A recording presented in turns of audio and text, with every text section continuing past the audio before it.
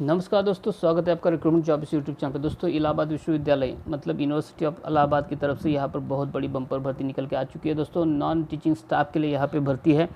बहुत सारी पोस्ट है, अच्छी खासी पोस्ट है, सैलरी भी बहुत ही बढ़िया मिलने वाली है और फीस भी ज़्यादा नहीं है। तो दोस्तों चलो देख लेते डायरेक्टली ऑफिशियल नोटिफिकेशन पे कौन कौन सी पोस्ट निकली है, कितनी सारी पोस्ट निकली है, कब तक अप्लाई करना है, फीस कितनी लगने वाली है और सैलरी कितनी मिलने वाली है।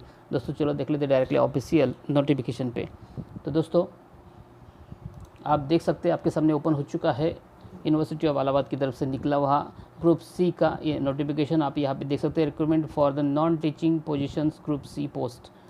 और दोस्तों आप यहाँ पे देख सकते हैं कौन कौन सी पोस्ट है, कितनी सारी पोस्ट है, सारी चीज़ आपको यहाँ पे देखने को मिलेगी। तो चलो देख लेते हैं। पहले बात करते हैं ऑन इम्पोर्टेंट डेट्स के बारे में। जैसे कि आप यहाँ पे देख सकते हैं, एडवर्टाइज और ऑनलाइन रजिस्ट्रेशन स्टार्ट हो चुका है 24/9 को, मतलब 24 सितंबर 2021 को।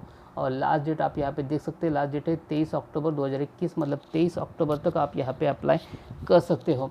दोस्तों फीस कितनी लगने वाली, चलो बात करते हैं सबसे पहले फीस के बारे में। तो अगर आप अनरिजर्व कैटेगरी हो, EWS हो या SC/BC या OBC हो, तो आपको यहाँ पे फीस के तौर पर 1000 रुपीज़ लगने वाले हैं। साथ ही साथ फैलिगेशन चार्ज 50 रुपये लगने वाला है, तो टोटल होता है 1050 रुपया।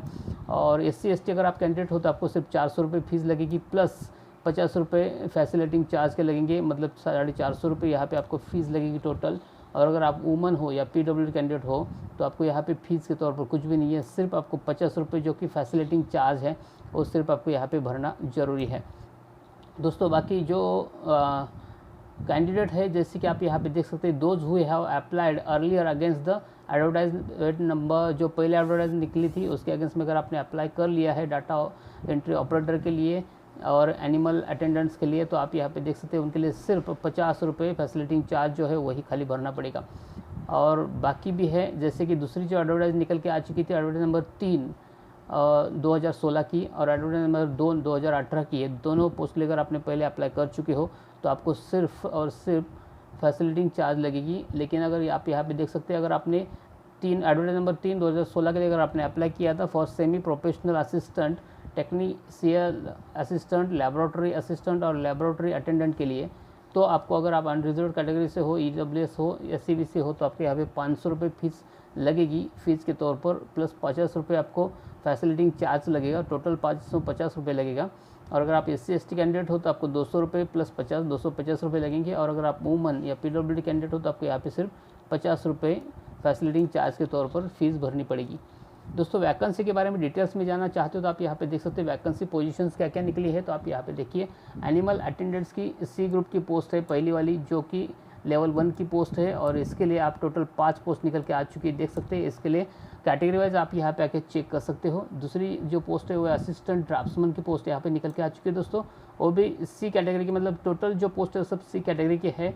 और इसके लिए लेवल 3 की आपकी पोस्ट है CPC के तहत, और इसके लिए टोटल 3 पोस्ट निकल के आ चुकी है, आप देख सकते हैं। अगली पोस्ट है बॉसमैन या तो फिर ग्राउंड्समैन, वॉचमैन, नहीं वाटरमैन, ये पोस्ट आप देख सकते हैं लेवल 1 की पोस्ट है, 9 पोस्ट निकल के आ चुकी है। कैटेगराइज आप यहाँ पे चेक कर सकते हो। डाटा एंट्री ऑपरेटर के लिए भी दोस्तों यहाँ पर 23 पोस्ट निकल के आ चुकी है, जो कि लेवल 4 की पोस्ट है।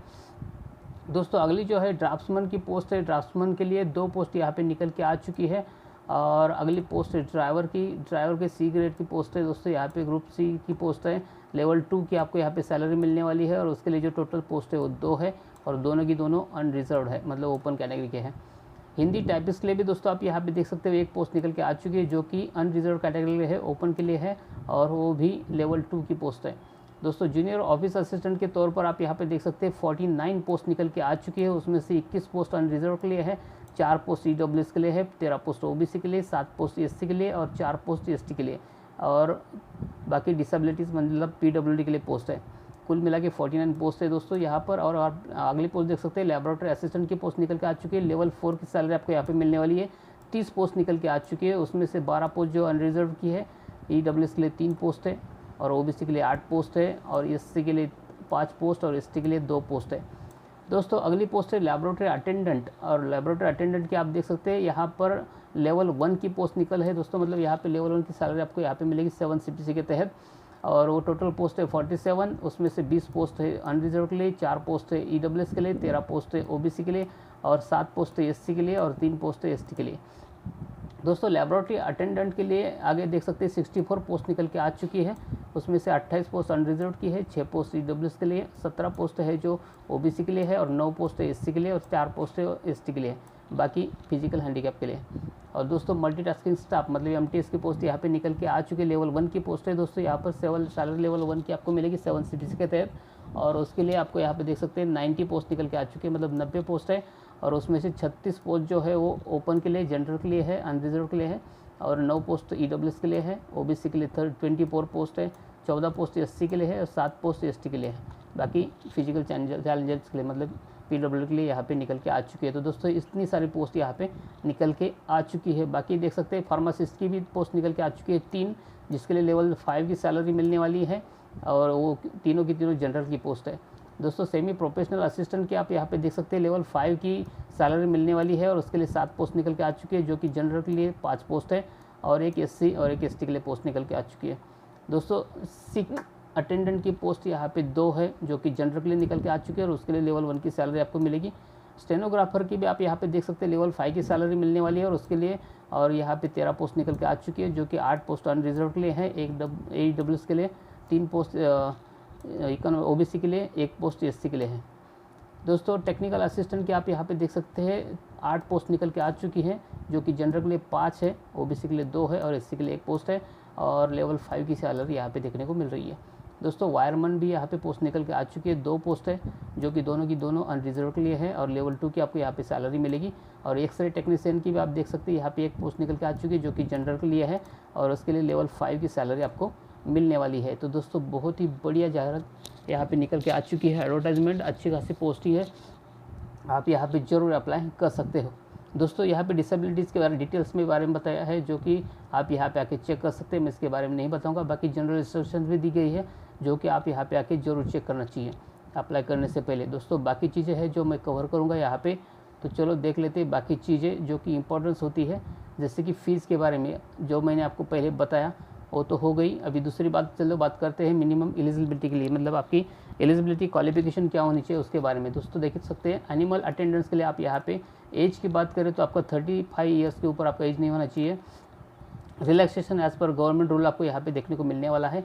क्वालिफिकेशन के बारे में बात करें तो यहाँ पे आपका 12वीं पास होना चाहिए, 12th स्टैंडर्ड आपका यहाँ पे पास होना जरूरी है, हायर सेकेंडरी का, और उसी के साथ में 2 ईयर्स का मतलब 2 ईयर्स का एटलीस्ट आपका एक्सपीरियंस होना चाहिए लेबोरेटरी का, तो आप यहाँ पे अप्लाई कर सकते हो। और दोस्तों प्रोहिबिशन पीरियड जो है वो आपको यहाँ पे 1 साल का दिया गया है, मतलब 1 ईयर प्रोहिबिशन पीरियड दिया गया है। दोस्तों अगली पोस्ट है असिस्टेंट ड्राफ्ट्समैन की, जिसके लिए 35 साल मैक्सिमम एज लिमिट दिया गया है, और साथ ही साथ आपको रिलैक्सेशन भी मिलेगा गवर्नमेंट के रूल के हिसाब से। और एजुकेशनल क्वालिफिकेशन की बात करें तो आपका यहाँ पे डिप्लोमा होना चाहिए ड्राफ्टिंग का या आर्किटेक्चर का, और साथ ही साथ 55% मार्क्स के साथ में होना चाहिए। और प्रोहिबिशन पीरियड यहाँ पर भी आपको 1 साल का देखने को मिल रहा है। दोस्तों अगली पोस्ट है जो बोटमैन या ग्राउंड्समैन या वाटरमैन, और उसके लिए आप यहाँ पे देख सकते हैं आपको 30 साल के ऊपर एज नहीं होनी चाहिए, shall not be exceed 30 years, और यहाँ पे रिलैक्सेशन भी आपको देखने को मिलेगा गवर्नमेंट रूल के हिसाब से। साथ ही साथ एजुकेशनल क्वालिफिकेशन की बात करें तो आप यहाँ पे देख सकते हैं कुछ दिया गया है, जैसे कि minimum qualification for the appointment this level will be either 10th पास और equivalent in the relevant subject, मतलब कम से कम आपका यहाँ पे 10वीं पास होना जरूरी है। और डिज़ायरेबल में working experience in ground maintenance, अगर मेंटेनेंस ग्राउंड करने का आपका अगर एक्सपीरियंस है तो आप यहाँ पे जरूर अप्लाई कर सकते हो, आपको यहाँ पे चांस मिलेगा। दोस्तों डाटा एंट्री के लिए आप यहाँ पे देख सकते हैं एज लिमिट है 30 ईयर्स, मतलब 30 ईयर्स के अंदर आपका एज होना चाहिए, और रिलैक्सेशन आपको गवर्नमेंट के रूल के हिसाब से यहाँ पे देखने को मिलेगा। क्वालिफिकेशन की बात करें तो आपका अगर ये BCA या ग्रेजुएशन आपने किया है PGDCA, या तो फिर BSc इन कंप्यूटर साइंस या इंजीनियरिंग या IT और BBA इन IT, इसमें से अगर आपने कुछ भी किया है तो भी आप यहाँ पे अप्लाई कर सकते हो। हैविंग टाइपिंग स्पीड, आपके पास टाइपिंग स्पीड भी होना चाहिए 40 वर्ड्स पर मिनट इन इंग्लिश और कंप्यूटर पे, और knowledge of Hindi and English, आपको सॉफ्टवेयर एसेंशियल का नॉलेज होना चाहिए हिंदी इंग्लिश में, और knowledge of Hindi and English reading, मतलब पढ़ने का भी आपको नॉलेज होना चाहिए, लिखने का और स्पीकिंग का, तीनों हिंदी इंग्लिश का आपका नॉलेज होना जरूरी है। दोस्तों अगली पोस्ट है ड्राफ्ट्समैन। ड्राफ्ट्समैन के लिए आप यहाँ पे देख सकते हैं 35 ईयर्स मैक्सिमम एज दिया गया है, उसके ऊपर आपका एज नहीं होना चाहिए। साथ ही साथ एजुकेशनल क्वालिफिकेशन की बात करें तो आपका डिप्लोमा होना चाहिए। डिप्लोमा आपने अगर आप किया है आर्किटेक्चर में, या तो फिर ITI डिप्लोमा आपने किया ड्राफ्ट्समैन में, तो भी आप यहाँ पे अप्लाई कर सकते हो। सिविल में एटलीस्ट 55% आपके मार्क्स होने चाहिए। दोस्तों आगे बात करते हैं, ड्राइवर की पोस्ट निकल के आ चुकी है, उसके लिए 35 ईयर्स एज लिमिट दिया गया है, मतलब 35 ईयर्स के ऊपर आपका एज नहीं होना चाहिए। एज रिलैक्सेशन एज पर गवर्नमेंट रूल आपको यहाँ पे मिलेगा। और एसेंशियल क्वालिफिकेशन की बात करें तो आपको यहाँ पे मैट्रिकुलेशन दिया गया है, मतलब सिर्फ 10वीं पास होना जरूरी है। साथ ही साथ वैलिड ड्राइविंग लाइसेंस आपके पास होना चाहिए, लाइट या मीडियम या हेवी व्हीकल का, तो आप यहाँ पे अप्लाई कर सकते हो। साथ ही साथ आपको 3 साल का यहाँ पे एक्सपीरियंस भी होना चाहिए ड्राइविंग का, तो आप यहाँ पे अप्लाई कर सकते हो। हिंदी टाइपिंग की जो पोस्ट है टाइपिस्ट के लिए, हिंदी टंक लेखन की जो पोस्ट निकल के आ चुकी थी उसके लिए 30 वर्ष अधिकतम एज दिया गया है, मतलब 30 ईयर्स मैक्सिमम एज लिमिट है, उससे ज़्यादा नहीं होना चाहिए। शैक्षणिक अर्हता की बात करें तो आप यहाँ पे देख सकते हैं, आपका किसी की भी मान्यता प्राप्त विश्वविद्यालय बोर्ड से आपका 12वीं कक्षा पास होनी जरूरी है। आपको कंप्यूटर पे अंग्रेजी टंकन मतलब टाइपिंग आनी चाहिए 35 वर्ड्स पर मिनट, और हिंदी में आपका 30 वर्ड्स पर मिनट का स्पीड होना जरूरी है।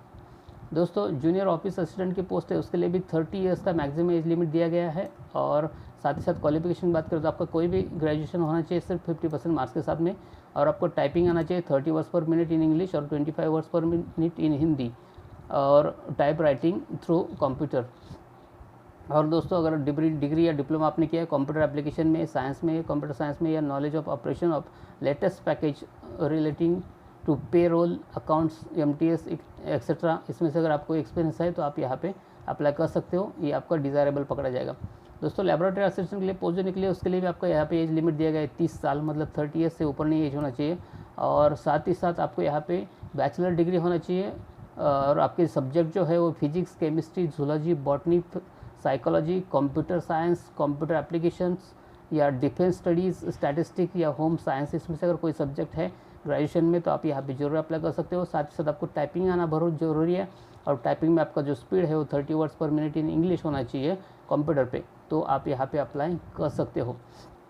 दोस्तों अगली पोस्ट है लैबोरेटरी अटेंडेंट्स के लिए, यहाँ पर आप देख सकते हो लैबोरेटरी अटेंडेंट के लिए भी यहाँ पे 30 ईयर्स दिया गया है maximum age limit.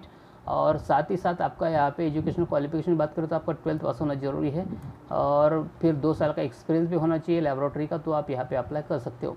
Laboratory attendant के लिए दोस्तों यहाँ पर 30 साल दिया गया है एज लिमिट, साथ ही साथ 12th स्टैंडर्ड मतलब सेम रिपीट किया गया है 10 नंबर पे। और नहीं, लाइब्रेरी अटेंडेंट की पोस्ट है दोस्तों 11 नंबर की, उसके लिए भी आपका सेम है 30 ईयर्स का आपका एज लिमिट दिया गया है, मतलब 30 साल के ऊपर आपकी एज नहीं होनी चाहिए। साथ ही साथ आपका एजुकेशनल क्वालिफिकेशन 12वीं होना चाहिए 12th स्टैंडर्ड, और उसी के बाद में आपने डिप्लोमा या सर्टिफिकेट कोर्स किया है लाइब्रेरी साइंस में, तो आप यहाँ पे जरूर अप्लाई कर सकते हो। दोस्तों मल्टीटास्किंग स्टाफ की जो पोस्ट है MTS की, उसके लिए भी आपका 30 साल मैक्सिमम एज दिया गया है, मतलब 30 साल के ऊपर आपका एज नहीं होना चाहिए। साथ ही साथ आपका मैट्रिकुलेशन व इक्विवेलेंट होना चाहिए, मतलब 10वीं या उसके लेवल में आपका एजुकेशन होना चाहिए। साथ ही साथ आपका ITI पास होना जरूरी है।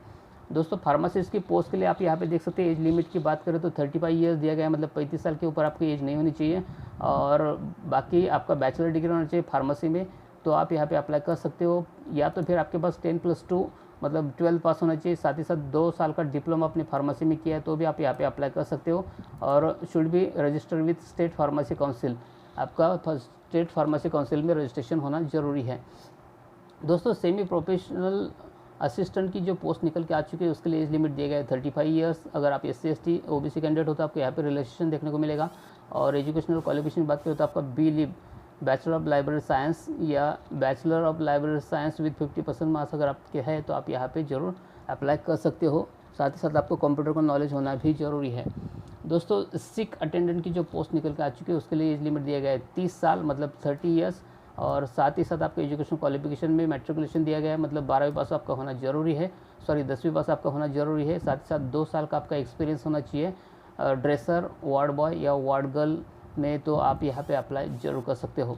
दोस्तों सबके लिए यहाँ पे 1 साल का जो है वो प्रोबेशन पीरियड दिया गया है। स्टेनोग्राफर के लिए आप यहाँ पे देख सकते हैं 30 साल मैक्सिमम एज लिमिट दिया गया है। साथ ही साथ आपको क्वालिफिकेशन में कोई भी ग्रेजुएशन होना चाहिए, और साथ ही साथ आपको government examination conducted by state board technical education में जो टाइप राइटिंग का कोर्स होता है वो किया होना चाहिए 40 वर्ड्स पर मिनट का, तो आप यहाँ पे अप्लाई कर सकते हो। और दोस्तों टेक्निकल असिस्टेंट की जो पोस्ट है उसके लिए भी 35 ईयर्स एज दिया गया है मैक्सिमम। साथ ही साथ आपका बैचलर डिग्री होना चाहिए electrical electronics engineering MSc networking या BSc with first class 60% marks के साथ में in concern subject IT computer application, computer science या chemistry, physics, zoology, botany, life science और इक्विवेलेंट, इसमें से अगर किसमें है तो आप यहाँ पे जरूर अप्लाई कर सकते हो। दोस्तों वायरमैन की पोस्ट के लिए आप यहाँ पे देख सकते हो शैल नॉट एक्सीड 30 ईयर्स, मतलब 30 साल के ऊपर आपकी एज नहीं होनी चाहिए, और सर्टिफिकेट कोर्स आपने किया होना चाहिए ITI का इलेक्ट्रिकल का, तो आप यहाँ पे ज़रूर अप्लाई कर सकते हो। दोस्तों एक्सरे टेक्नीशियन के लिए भी यहाँ पे पोस्ट निकल के आ चुकी है, जो कि आप देख सकते हैं 35 ईयर्स मैक्सिमम एज दिया गया है, और रिलैक्सेशन आपको यहाँ पे मिलेगा कैटेगरी वाइज। और डिप्लोमा आपने किया होना चाहिए एक्सरे टेक्नीशियन में, एक्सरे टेक्नोलॉजी में, तो आप यहाँ पे अप्लाई कर सकते हो। और एग्जामिनेशन क्राइटेरिया क्या रहेगा वो आप यहाँ पे आके चेक कर सकते हो, सारी चीज़ें यहाँ पे दी गई है। 100 मार्क्स के मल्टीपल चॉइस क्वेश्चन रहेंगे, और 200 मार्क्स के लिए टोटल रहेंगे, मतलब 100 क्वेश्चन के लिए 200 मार्क्स रहेंगे, और ड्यूरेशन रहेगा 2 घंटे का, मतलब 2 आवर्स में आपको ये एग्ज़ाम कंप्लीट करनी है। तो दोस्तों ये थी सारी चीज़ें। वीडियो अच्छा लगा हो तो वीडियो को लाइक कीजिए, दोस्तों के साथ में शेयर कीजिए, और अगर आप सचमुच गवर्नमेंट जॉब पाना चाहते हो तो मेरे चैनल को सब्सक्राइब कर लीजिए दोस्तों, क्योंकि यहाँ पर आपको डेली गवर्नमेंट जॉब्स के बारे में अपडेट्स मिलते रहते हैं। तो मेरे चैनल को सब्सक्राइब करने दोस्तों, इस वीडियो के नीचे रेड कलर का बटन मिलेगा, सब्सक्राइब लिखा हो उसको दबा के सब्सक्राइब कर लीजिए, साथ ही साथ बेल आइकन आएगा, घंटा आएगा उसको दबा के ऑल पे सेट कर लीजिए, ताकि जैसे मैं वीडियो बनाऊँ उसको नोटिफिकेशन सबसे पहले आपको मिलती रहे। तो दोस्तों मिलते हैं नई जॉब्स के साथ में नई वीडियो में, तब तक के लिए धन्यवाद।